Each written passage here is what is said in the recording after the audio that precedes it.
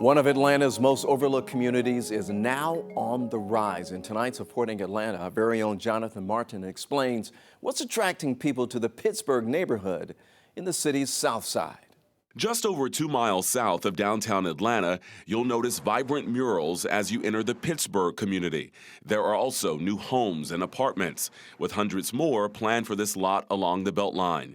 Lifelong resident Stephanie Flowers sees the influx of new neighbors. I think people are moving here because Pittsburgh communities is still affordable and that they know that it's a change that is happening in the community. Once known as a crime hotspot with dozens of rundown vacant properties, it was a bad neighborhood, a neighborhood where when you name it, you had people using drugs, selling drugs, alcohol, prostitution, violent crime. The community is transforming. The most significant change in the past 5 years here in Pittsburgh has easily been the opening of Pittsburgh Yards, a community-led development focused on job growth and entrepreneurship. The so-called Job Hub has more than 100 office suites, allowing small businesses to rent space for as little as $400 a month, with a goal of growing and keeping them in this community. Affordability of commercial space is an issue.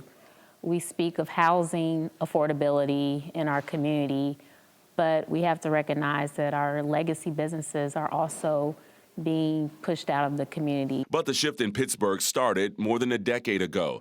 After the foreclosure crisis hit the area especially hard, nonprofits like the Atlanta Land Trust and Annie E. Casey Foundation stepped in. There was a 33% vacancy rate within this neighborhood.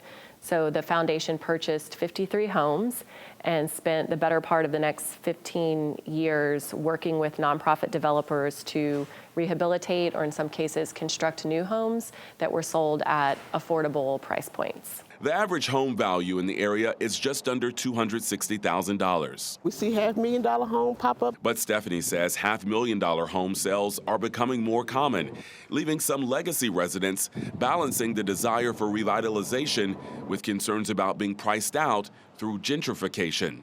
For Reporting Atlanta, I'm Jonathan Martin, 11 Alive News. So for more tips on how to stretch your dollar, just check out the Money Moves section of our website. That's 11alive.com/moneymoves, sponsored by Delta Community Credit Union.